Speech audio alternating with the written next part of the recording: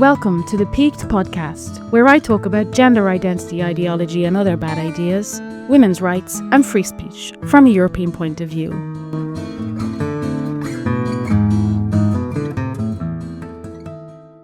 Kathy, Sean, how's it going? Good, how are you? Hey, Róisín. Thanks, Sean. Grand. We are recording. We are having a watch party tonight, and the reason we're doing a watch party is because there has been a little development in Irish turf trans land, which is that our VIP Nickerhun, Donald Foy, has not died, which I expected him to do any day now and have a parade in his honor, but instead he's had a little short film made about his life. And this bothered me because Donald Foy has been lionized as this civil rights hero, and I don't think that's really the full story. For years and years and years now, Irish people have been bombarded with the story of Donald Foy. They call him Lydia Foy. That's what he changed his name to. And he's an old man now, but there was a time when he was a young man. He was the run-of-the-mill transvestite crossdresser, and he was sort of taken up by the free legal aid service in Ireland back in the 90s because he wanted to change his legal sex. And we're going to get into that story, but essentially it's not even about why I'm so infuriated or why I was so wound up by this new short film that's been made about Donald Foy is not necessarily just this one particular transvestite.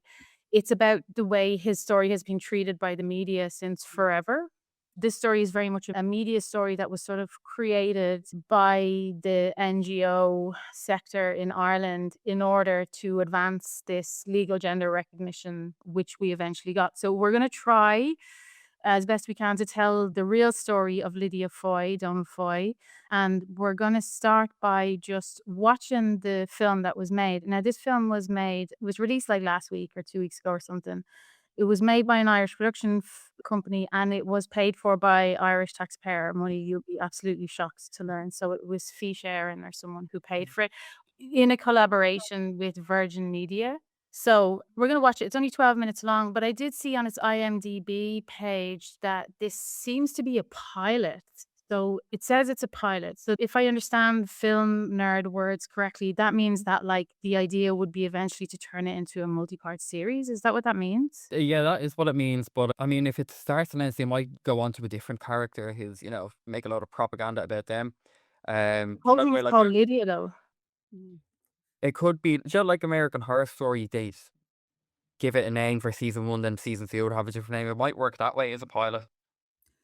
And you don't know, Róisín, I wonder could it be that, because I think from seeing it briefly, the film starts in 2007 when he actually won his case. Whether they intend to go back maybe, because it's fairly late in the day when they start off with the film, so whether they intend to go back and maybe do a showing of the retcon childhood, everything, who knows? Well, that would be funny because as we're going to see when I put it on, it is one very small snapshot of the Donald Foy story. And I was thinking when I saw it first, this is funny that they're not telling his story as a young person or whatever, because it's all just so incriminating. And when I say incriminating, I don't mean It's what not do I this mean? illusion that he's some little civil rights warrior. Yeah, I mean, in all likelihood, he's got a bit of the autogynephilia. He's a sexually aroused, fetishistic crossdresser, or at least that's how his journey, his gender journey, as they call it, started out. And that's the part that's always hidden. And that's the bit we never ever talk about. And when I say, and so I mean, my whole goal in basically everything I do is I just want people to know that's the root of what these men are up to.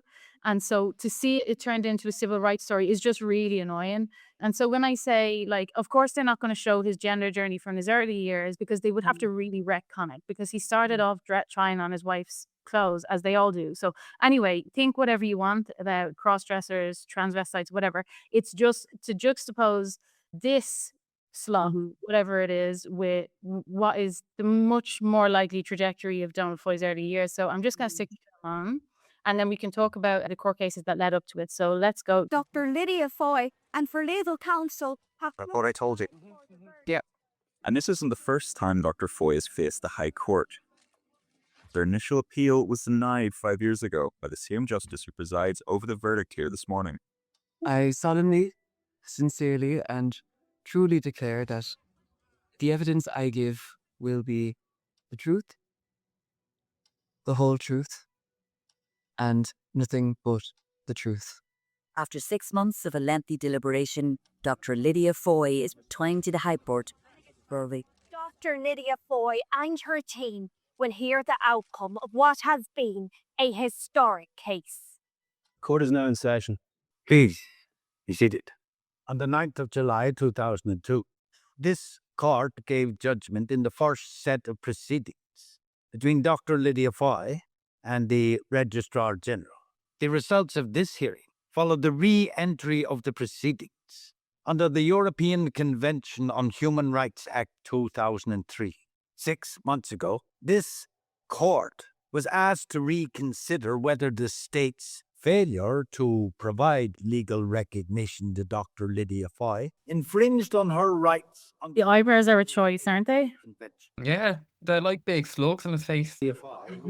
And that actor, he's a very beautiful man. His eyebrows are like that. I think it's just with the blonde wig is hardcore.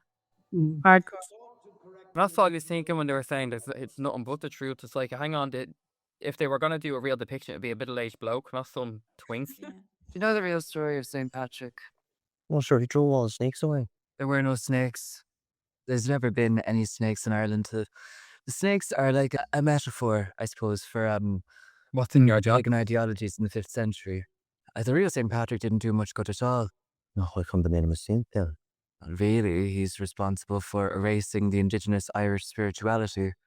On his own. You can't underestimate the power of one man, Michael. It's not right. Good point there. Do you not think Yeah. comes to earth to bring peace? I'd support him for talking shit about St. Patrick. Peace. Oh, this. Sword. It was denied. And what was the reasoning given in the letter addressed to Mr. Farrell? That they had no power to amend the record, that there was no mistake, and the application was refused. At this stage, Miss Foy, how many years is it since your initial appeal to the Registrar General to update your sex from male to female? I first applied to update the record no, it couldn't have been then.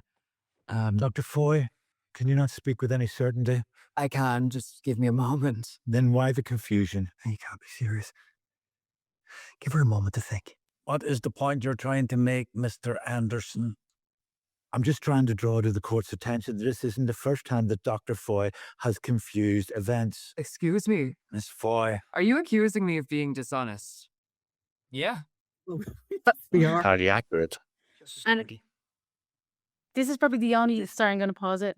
This is like the only true part of this reenactment, I think, is that he sounded like he was a total prick throughout proceedings, because as we're going to find out, Donald Foy is a very aggrieved and narcissistic individual. And so I think this part probably does reflect like the stopping and starting and the judge having to reprimand him for being such a dickhead. Anyway. Now, I do wonder why the play and he gets confused. Is it because if any inconsistencies come out later, it's just dismissed as confusion? It's just a funny thing that struck me. What do you mean? Oh, Yeah, like, I mean, it's nothing to be confused about if he was in court. It always seems to be part of the whole poor Lydia because it's confused about something, so can't be held to account for any inconsistencies. right. Yeah. And at this point, we'll go through the timeline after. But at this point, was he still claiming that he had a congenital handicap from birth? Like, was he? Because in a recent interview, he called himself disabled. His disability when referring to his quote unquote transsexualism. So I wonder, is he? I don't know. Yeah, it'd be really interesting to know if they've actually made 10 of these and they're just trying to, this is just the one that they're trying to sell and it links into the rest of the story. Yeah. Anyway, okay, let's keep going. It is years since Miss Foy first attempted to amend her birth certificate and was refused. Can we let that sink in This is for a such bad moment, acting. ladies and gentlemen? Looking year after year after year of basic human dignity denied. Human dignity for a cross-dresser. Okay. Miss Foy, could you explain to the court in your own words how this decision has impacted you? Michael Farrell's played by a cutie as well, isn't he? Oh, yeah. Handsome lad. Which one? The hit her lawyer, Waiting the main one. He's cute. a bus that never arrives. The metaphor is amazing. It's like waiting for a bus that never arrives. The timetable tells you it'll only be another 5 minutes. Ashridge is only 5 more minutes. So you wait. Idiot. You think to yourself, oh, well, sure, look. What's another 5 minutes? Then an hour suddenly passes by. It's like a lion And sea we're bag. stood there. Well, I was thinking that setting. Well, if you just like have a look at the setting, it's institutional old Ireland sort of setting, isn't it? And the is. hallway, it's like it's supposed to Funny that, isn't it? remind you this is real like Sisters of Mercy hallway in a still, isn't it? I wonder Well, if that's that's- delivered Yeah. to show you that like Ireland's moving on from this old like. I mean, we're literally talking about You'll find a tra- that a the Registrar transvestite. General does not deny the sincerity of Dr. Foy's circumstances. I'm sure. Dr. Foy, please refrain from commenting while the respondent is speaking. The issue is not about personal feelings. It's about constitutional movability. There exists no basis within Irish law to permit an amendment to a Michael, person can I say something? on the grounds of transsexualism. Is that not the entire reason for us being here, to explicitly counter that immovability? They're just going around in circles. Justice Doherty, Ireland is falling drastically behind its European counterparts, not least in recognising transsexuals as equal citizens under the law. I thought. Wouldn't want to fall behind international standards, would you? Enough. I intend on dismissing this court until each of you can conduct yourselves in a manner of respect. I understand there is the intention of presenting new evidence to the court. Yes, we have a new. I am addressing Dr. Foy, Mr. Farrell.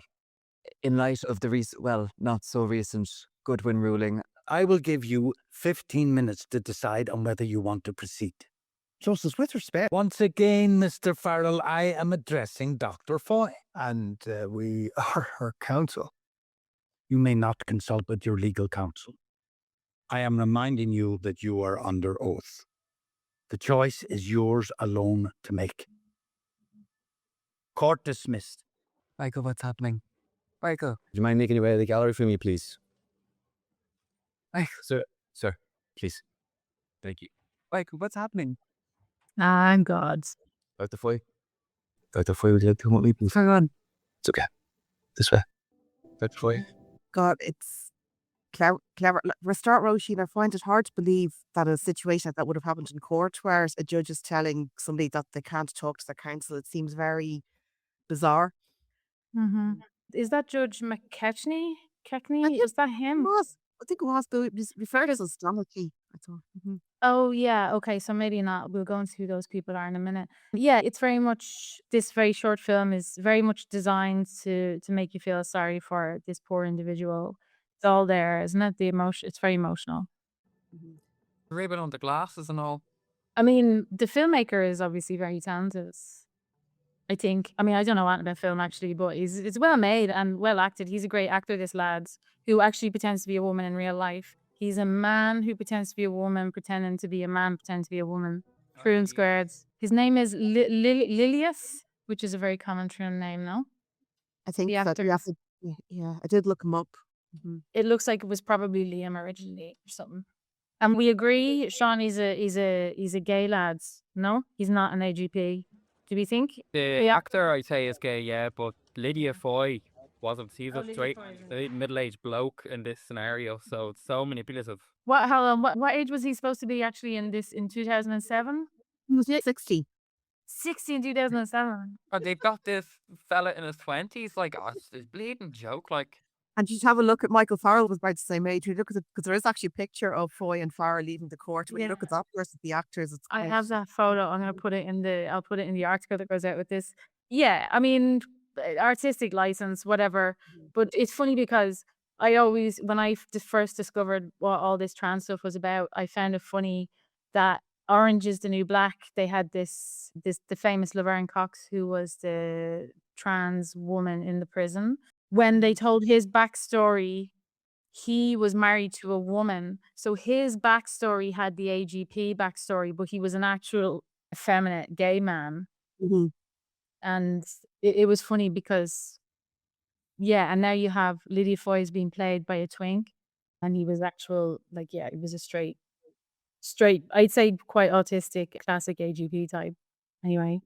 Everyone, as a member of Irish society, has the right to human dignity. This is insane. This is an insane thing to say in the context. Subject to only the most minimal of state interference. No, state interference, and they'll lock you up for saying nothing about it. Like, Yeah. Continued absence of legislative action to amend a person's gender. my God, the injustice of it. Gender has been legally reassigned. Jesus, what does that even mean? Constitutes a breach of Article 8 of the European Court on Human Rights. And just to hammer this point home again and again and again, even though it gets made all the time on social media, the breach of the Convention on Human Rights, the breach is the right to private life. So the argument was it's a breach of someone's right to privacy to make them have on their legal documents the sex that they are, just so we're all clear. And that's the grounds upon which all these cases were won, was privacy grounds. So that's why it's being repeated here, as if you can't tell by looking at Donald Foy what sex he is. As if every time he has to show his documents, he's going to be outed. And that's against his private life. It's all insane. Anyway. It is, especially given his, like he had a passport and a driving license. It was only his birth cert. And he's the only person I've ever heard of who's required to produce his birth cert twice as an adult for courses, apparently. Never happened, we can assume. Because, I mean, like, I had to show my birth cert in Belgium for maybe registering my kid's birth or something. I don't know, but I lived in Ireland up until I was nearly 30, and you used your passport for anything. I don't know. He had 2 passports. Okay, let's get to the end. We've got a minute left. A minute and a half. A declaration of incompatibility is hereby issued. The court rules in favour of Dr. Lydia Foy. Doctor had bollocks. That's what he was. Doctored appearance. Yeah. Okay, shortly after the court ruled in favour of Dr. Lydia Foy, the Irish state appealed the decision. This escalated the case to the Supreme Court. Then 3 years. So the Irish state fought it for 3 years, and then they dropped it. And then a whole new can of worms came up to start after that. Followed to saying, the Irish state introduced the Gender Recognition Act 2015, blah, blah, blah. Happy ever after. 22 years after Lydia's fight began. Okay, well, let's talk about Lydia's fight. Oh, there he is. That's how he looked when he was in court. That's what he looked like back then, yeah. I mean, the actor, like, it's not the worst casting, you know? Like, terrible. It's so manipulative because it's trying to come across that this is like, oh, they're all these young, innocent, they can pass or whatever. When really, it's like, it's literally your granddad in your granny's clothes coming in here, like. Yeah. So what we just watched was, again, probably one in a series of perhaps the entire story of Lydia Foy. The bit that we saw, though, was concentrated on the court case that sort of was only one of the steps involved in him getting his own birth cert, but also in Ireland eventually adopting a legal gender recognition law that was one of the most advanced in the world. So Lydia Foy himself wasn't involved in the fight for self-ID. He was involved in the fight for something that he wanted for himself. He didn't care about anyone else. But the people who helped him, the lawyers that helped him, cared about their own legal careers and reputations, I think. So let's try and go back to the beginning. Well, first of all, before we do that, like, what's your takeaway? If you didn't know anything about the story, what would your takeaway be of watching that short film? You're a normie, or maybe you're a Gen Z, and you're not old enough to know that transvestites once roamed the land. What would you think after watching that short film, Sean? I'd actually be in favour of it. I'd feel really bad for him. I'd think, oh, well, that's great. Like, he's so innocent. He's so helpless. All he wants to do is, go about his business. I wouldn't be thinking about the knock-on effect this stuff has had. I wouldn't be thinking of the reality of it, of, like, how it's actually a big bloke. Like, because you'd feel sympathy thinking he's just this gay fella. When really, it's literally a straight man married to a woman and trying to leech off the LGB shit, for sympathy. Mm-hmm. And would it change? This is just something I always ask people, and I never really, from TERFs, I get answers, but you never get a normal person to answer this question. There was part of Lydia Foy's struggle, let's call it, his camp, to convince the courts that he wasn't a sexual deviant, meaning there was no sexual aspect involved in it. When probably there was. Would it change if you were a normal person, you were watching that and you felt sorry for him and you knew that it was like he was sexually motivated or sexually aroused by the idea of himself a woman? Would that make any difference to you? Yes. Well, knowing what I know, yeah, but I mean, if I didn't know what I knew, I probably wouldn't understand that at all. I'd be like, oh, well, sure, what difference does it make, you know? That's the question I always have for people. It's very hard to get anyone to answer it though. It's just And it's where that sexual deviation, where that leads to, you know, because we see it all the time, we see how common it is and how it, you know, that leads to people, you know, taking their dicks out in the women's changing room, things like that. But if you're just thinking, oh, this is just some fella, yeah, he's, you know, attracted to himself, you're not going to think of it in that kind of sense, if you know what I mean. so I always wonder that, yeah, if people knew the story of Lydia Foy and say, well, no, there's this thing called autogynephilia, and I've no doubt he was very distressed by it. Like, I'm very charitable in that way. I understand that it's a very blessing thing that these men have, but that's why he, quote unquote, transitioned. So let's go a little bit backwards. Who is this person? Maybe, Catherine, you could tell us a little bit about who Lydia Foy is, how it all started. Great, sure. A lot of this is known, but just to recap, actually, because it can be very easy to get lost in the Foy story. He was born in 1947. He will be 79 this year. He studied dentistry and graduated in 1971. He had about 5 boys and 1 sister, and there is what he's written about his early childhood. He's always claimed to be obsessed, as I understand, by female dresses and by his sister's dress. He found his communion pretty distressful because he couldn't wear a dress. He got married in 1977 to a woman, and either shortly or before the marriage, he told his wife he liked female clothing. And while he didn't tell her this at the time, he subsequently admitted in an interview that when his wife was pregnant, they had 2 children, first born in 1978, the second in 1980. Donald would sneak into her wardrobe and put on her maternity dresses. Any evidence that, again, just coming back to these two main types, this sort of, there's gay lads who, especially back then, would have maybe wanted to, quote unquote, live as women because it was easier, maybe, or was more acceptable, or it wasn't as easy to be openly gay man. And so, like, back then, the true transsexual was actually considered a very gender non-conforming boy who pursued conformed. What's the word? Persisted through until adulthood. Voila. And then there's the rest of the guys who were known to be sexually aroused cross-dressers, and those guys were excluded from being considered real transsexuals. And so a lot of these men would have made up these sort of retrofitted their childhoods to say that they were gender non-conforming boys. Is there evidence that Lydia Foy was one of those? He I think he claims he was an effeminate child. And then from an early stage, I think he said he used to use a towel to pretend it was a skirt. There's reference to being fascinated by some blue velvet dress, I believe. Oh yeah, that's him, yeah. And he did say he got teased for being gay in school. He described himself as effeminate. It's hard to know. I mean, certainly, and I don't want to jump the gun, but when his wife gives evidence in 2002, it's fairly clear he was a very standard male for all intents and purposes. They had a sex life, he fathered kids. There was no evidence on the outside that he was anything but a male. And I think that, I don't know what you think, Sean, but like, I've been looking into a lot into like the link between autism and autogynephilia. And autism is really like self-direct. It's self-directed, which means auto is the prefix. And the same with autogynephilia.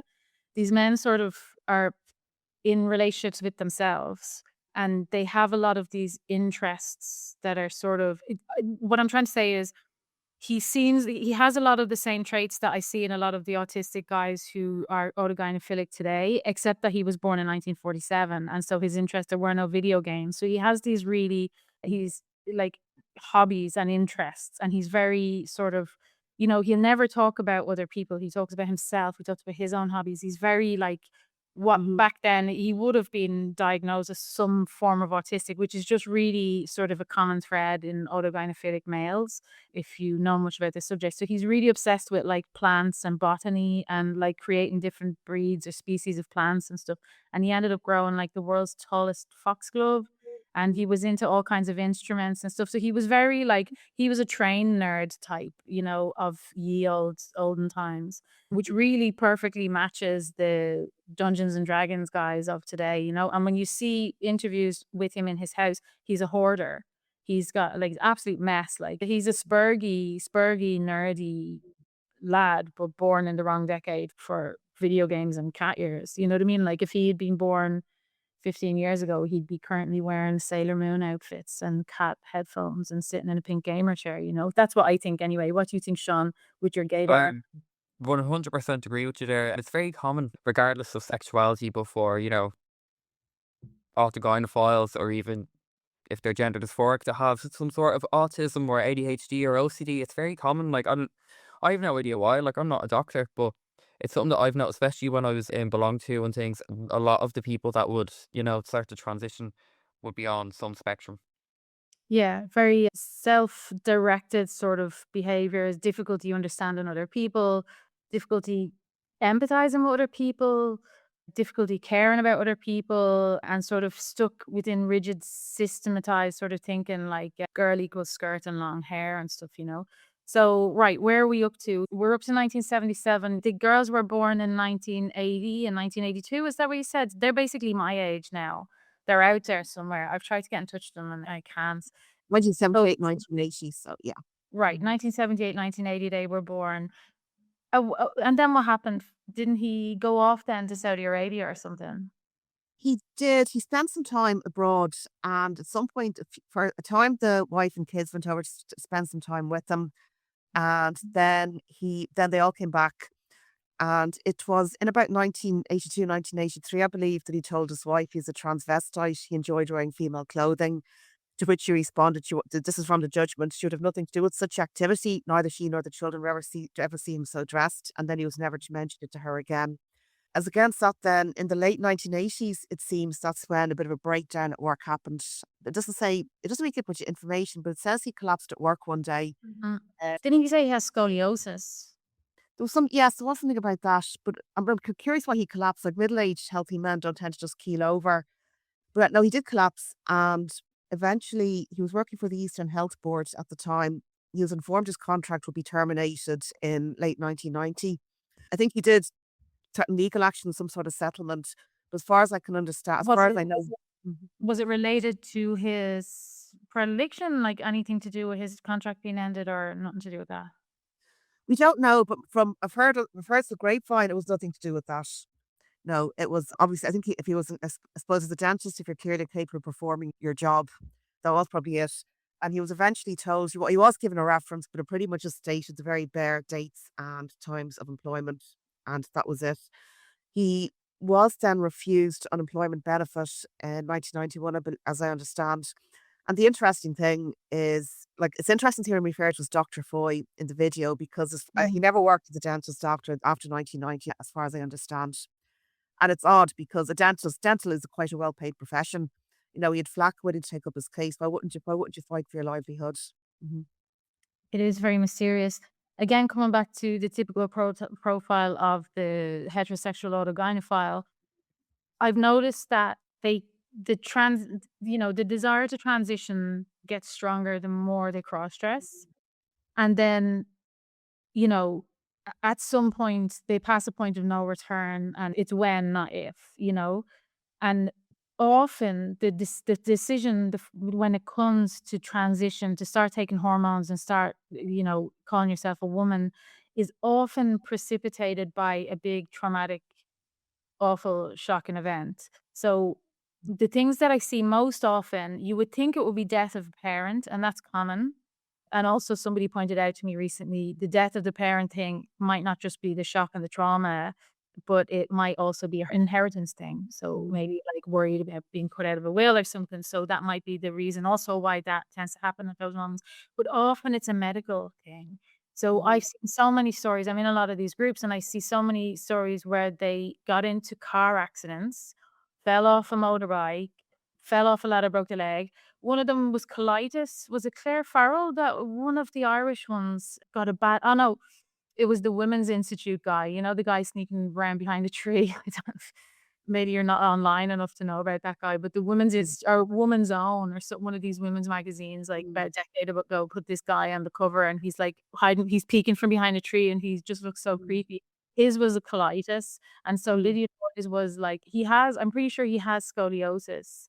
And again, that just sort of adds this sort of like little bit wimpy, weak-ish, scrawny, nerdy, sensitive guy who's into music, fairly spurgy. He did have problems with his posture and stuff, so I wouldn't be surprised if he did keel over and have some sort of a thing where he woke up in hospital and said it's now or never. This is what I've seen over and over again. They get in hospital and they say they had a brush with death and they say it's either now or never. So There's that's there's another well-known Irish person. His wife died when she was quite young. They had two small daughters. She had breast cancer, but apparently his wife told him on her death's bed that her dearest wish was for her husband to live his true life and become a woman. I know. a likely story. Which one was that? I said Liam, Linda. There's an interview about it. Linda Sheridan. Oh, him. Oh, he's weirdo. He's everywhere. He's at every march and an event and everything. God, he's so odd. Yeah. Then there's also the other. Yeah. Oh, sorry, I was just gonna say, I could just imagine him waking up after getting his spine straightened up and then being like, oh, gives a pair of knickers. Like, he's just mental. Or, it could also be that like when he collapsed and then they got into hospital and they cut his trousers open, they found the knickers on him and he said, right, I've been outed. There's these things also have been known to happen. And then it's sort of just, yeah, who knows? But they're just so predictable, these stories. Yeah, it's like Monica Helms, your man who designed the trans flag. He was, I think, in his autobiography or something, he was writing that for years, like from the age of 12, he was robbing his mother's knickers and wearing them, and eventually got caught by his wife, like years and years later, and that's when he was like, right, Yeah. I'm a woman. And Lydia Foy brings up often the communion dress story. And that to me, that's supposed to be the retrofitting I was always a non-conforming boy story. But what I've noticed with these other gynephiles is the reason why I call it fetishistic as opposed to just paraphilic is because fetish, it refers to like obsession with particular objects or fabrics or particular types of things, and he seemed really obsessed with those, like that. The communion dresses really are something that he seemed to be obsessed with. And I find that a lot of these men will get fixated on one particular type of material, type of dress, type of pose, something like that. And I think with Lydia Foy, that's just more evidence for me that he's not a gynophilic type. But there's another reason why these men tend to tune out, and it is often basically what happened in Lydia Foy's life at around the time that he did tune out, which was his daughters were born and his wife was pregnant. So you were saying that he used to sneak in to the wardrobe and get his wife's maternity dresses. Do either of you think that if the Irish public knew these kind of details, they would care? Like, is it just me who's like, like that's kind of gross? Like, whatever you're into, but it's just, I suppose, whatever you're into, but I won't be I will lose a lot of sympathy for him. I don't know. It's just me or I think as a single case study, probably not, but if they were to see just how common it is, especially within autogynephilia and how many trans women are actually autogynephiles, I think then they'd care. If there was like even if more they knew, structured studies done. but even if they knew, and so basically why we're here and why we're doing this also is because there are no studies. And so we're just sort of like trying to show sort of what's going on. And then I'm very aware that I sound really mean. I'm like, look at this weird old man and his weird perversion. And I sound like a prude or whatever. But I'm just like, I just want the information out there. I think you're very sympathetic, Róisín. Even the fact about the autism Asperger's, I've never considered that context before, but it's very good points. And while he's retconned his childhood, I've no doubt some of what he says is true. I can imagine he was maybe a bit of a nerdy kid. He probably was picked on and bullied. Definitely. Mm-hmm. And his Yeah, dad that was was just got your basic, incel type, or manosphere type. Like, they all have the same kind of upbringing in that sense, where they're all a bit nerdy. The girls didn't like them. They like their trains, whatever, and they just kind of diverted into two ways. Like, this is the same enemy that, young liberal socialist feminists can't stand. Like, they hate men, white straight men. And it's like, oh, but once he puts on a dress, he's like, suddenly that enemy is gone. It really is the same profile of people. And that's the thing, like, there's a difference between saying, I hate this man, I want him to die, and saying, right, I feel bad for him, he has this distressful condition, but he's not a woman. That's it. That's all I'm trying to say. Like, I don't have any ill will. I mean, Lydia Foy, it's hard not to have ill will against him because he is particularly narcissistic, but that's a really common thread. I mean, but that's when you look up research papers on men with autism in general and women with autism in general, they do have this reputation of being quite selfish and egotistical, which is not really the same selfishness and egotisticalism as you see in other people, because they have a very difficult time coping with other people. Yeah, it's not like narcissism or anything where you don't care what other people feel. I think it's more of a they struggle to understand how do Yeah. people feel properly. Exactly. But Lydia Foy has no concern for any other human being. Like, that's so clear in every interview, every transcript, everything I've ever read about him. He has no concept of anyone outside himself. And it's just super Fergie. Like, he's extremely self-focused, and to the extent that he has created a sexual and loving romantic relationship with himself, which is what AGPs do. Like, I that's do kind think of Wha well, and part of what really irks me about this, I've no wish to intrude on his family's privacy. He's very much presented as the family are completely swept into the background. People vaguely know that he was married, had kids, doesn't see them because it's the wife's fault, of course. She's horrible. But there's never any focus on what the impact of this did to his family. And it's possible to do that with, it's possible to say, to talk about his family positively and say he is still a father. But it's like they never existed. This poor miserable person from day one is now an adult. So, and I think if people had some concept of the backstory with the wife or children, I think that would certainly go a long way too. Mhm. Yeah, and what's also fascinating about the Lydia Foy story is that it's the same story told over and over again. I mean, all trans stories are the same stories told all over and over again, because you have to plaster over the details because they're too gory, no matter which type of trans person you're talking about. This particular type is very gory. So what you get fed over and over again every year, twice a year, you get the Lydia Foy story regurgitated on a different Irish platform, and it's always the same thing. Look what's on the screen there. Campaigning for rights and protection of transgender people. It's so boring because it's the same thing over and over again. And I wonder, do Irish people say to themselves, I wonder what the deal is with his wife and what happened. So we're up to the point now where his daughters have been born. 1980, his second daughter's been born. They haven't gone to Saudi Arabia yet. He has already told his wife, I'm into wearing frilly knickers on the occasion. She apparently, according to court case later on, felt that it was a reflection of her own femininity, was the way she was able to deal with it, apparently. So how do we know all this, Catherine? How do we have all of this information? What did he do to end up in court? He was eventually, after he collapsed, they were called in to see a psychiatrist together. And one thing I'll say, Róisín, this is all in the court cases. Like, this is what's interesting. All this information is out there for anyone who's got the interest to read it. And once I think it was talked about and it was clear he wanted to go ahead with it, at that point the marriage irrevocably fell apart. And what year was And that? 1991. Right. There was an agreement made. A judicial separation was sought. There was an agreement made. He would see the kids every week. I think he'd have them months and months. But as part of it, it was said that the children weren't to be told about the gender issues, and he was to appear to the kids dressed as a man. As I understand them, that got breached fairly quickly. And for his wife ended up calling the police, and at some point then a borrowing order was sought and granted to her. And a borrowing order, just put in context, a borrowing order is when the courts order somebody to leave a home. It was usually sought against husbands in the 1990s, and it's only ever given it's felt as a real threat of violence. And so bear in mind, back in the 90s, coercive control wasn't even a factor then. So for a wife to get a borrowing order, I don't know how many were issued, but there were few and far between, is quite serious. Then eventually, after much discussion, and fairness, psychiatrists did interview the children, and eventually the circuit court, I think in 1994, ordered that the house be put in his wife's name and all contact be severed with the children. And they own the house together. This is the house in Mullingar or Athy? Where I where wouldn't go, I believe. So during the town of Mullingar and Westmeath, they both owned the house, but then the court ordered that the house be given to her and she be given full custody of the children. Do we know anything about what judge that was? I don't, it's family law cases, very little known about it.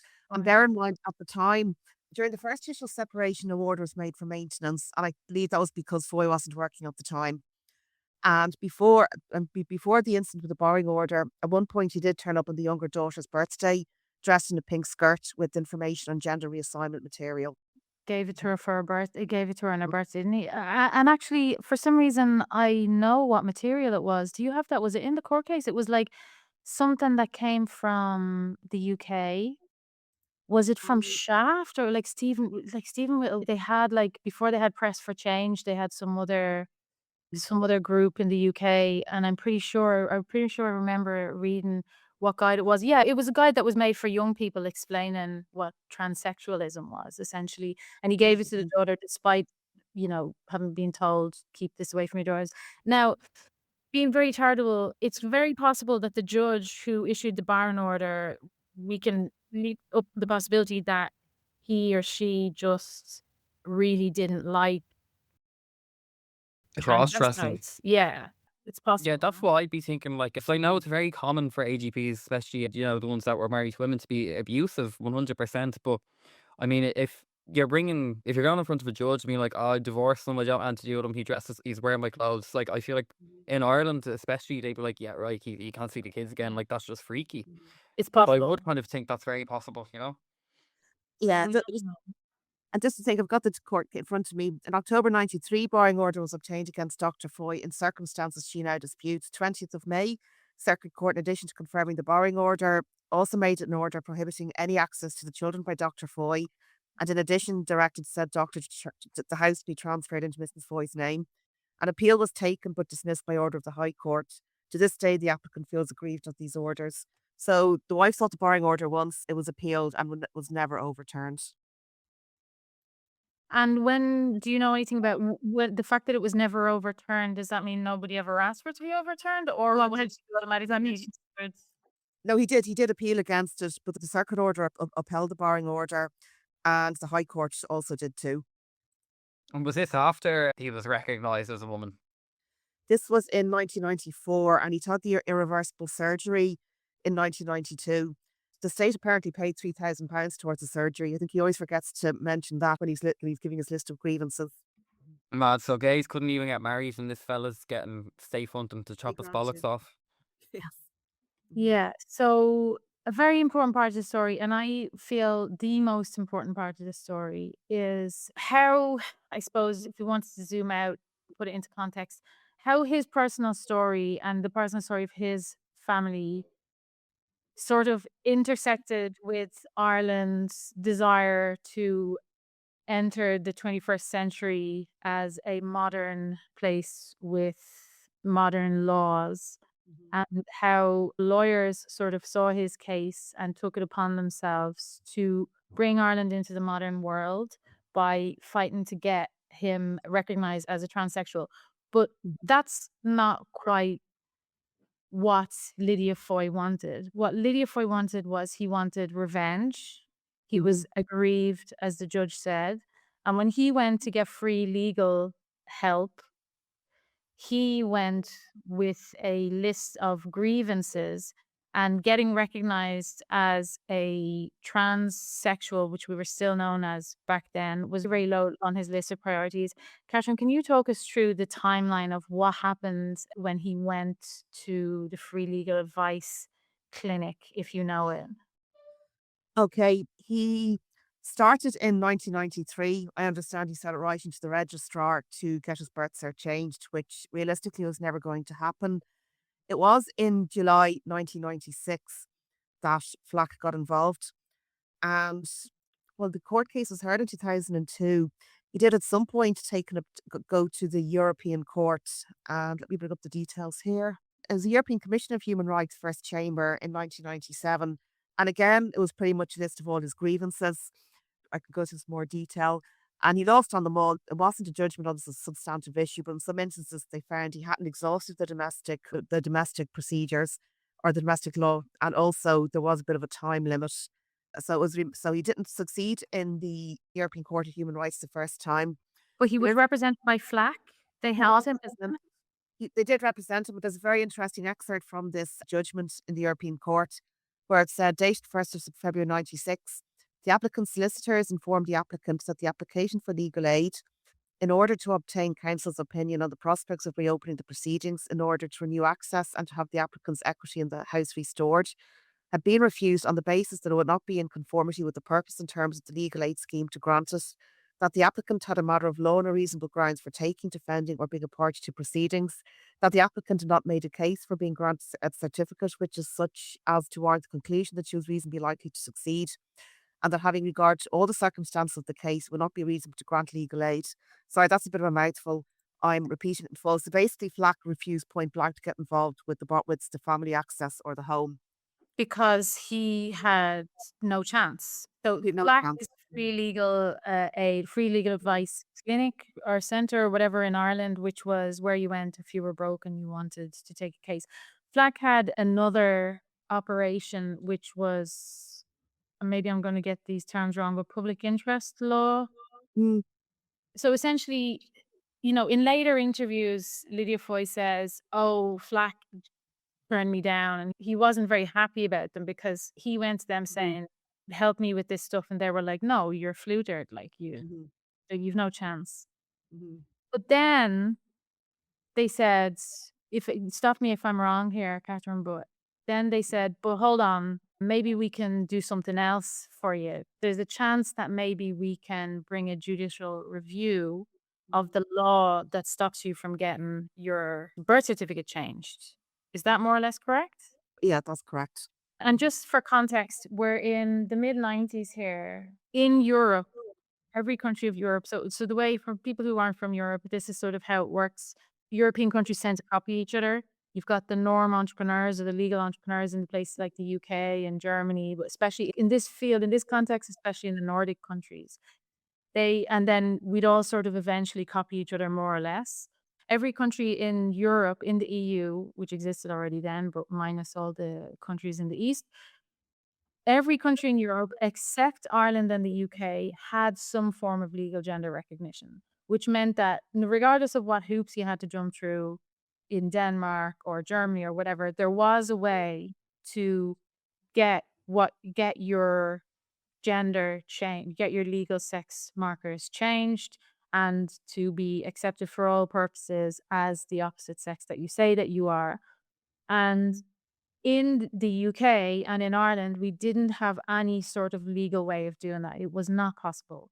The other country in Europe that still didn't have it until late was Malta.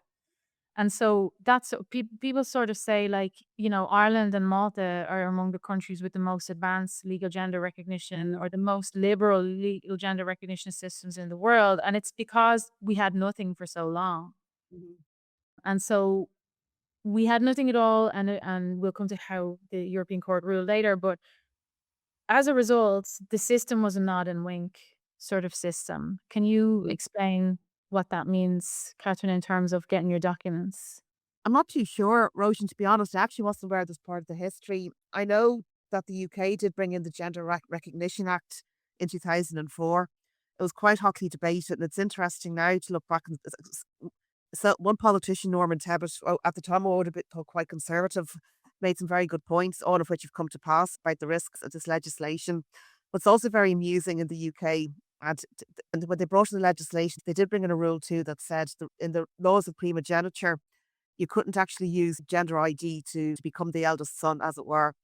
So even back in the early heady days of innocence with the UK, I think they did realise there was a chance that this could be abused. And of course, women were the ones who got stopped benefiting it from anyway. But I'm not usually up to speed with the other European countries, I'll be honest. Well, the other European countries all had some sort of get the chop and we'll do what you want.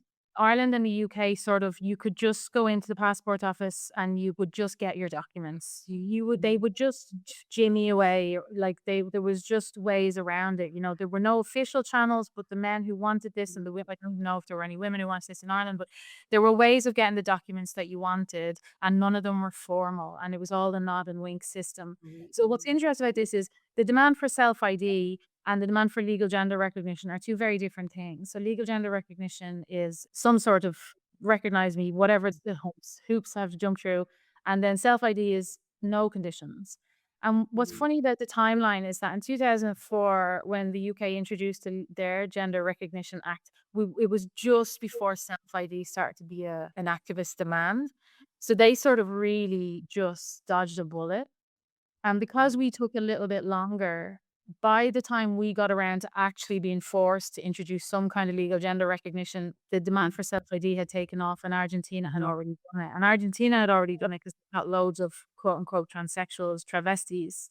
And also they ran some really good campaigns. They had a lot of good campaigners and stuff. They also have a big HIV problem. It's very different context. But self-ID become a thing and had been introduced in 2012. And the Irish campaigners were like, we're not going to go do the stodgy old UK version that they just introduced. We're going to go for this brand new, shiny, innovative version of legal gender recognition. But up until why I was asking is because we know that Lydia Foy did have documents and facts. Mm-hmm. He did have passports. He had 2 passports with female on them. He had a driver's license with female on it, and it was all done with this nod and wink system. He had library cards with female on it. He had everything.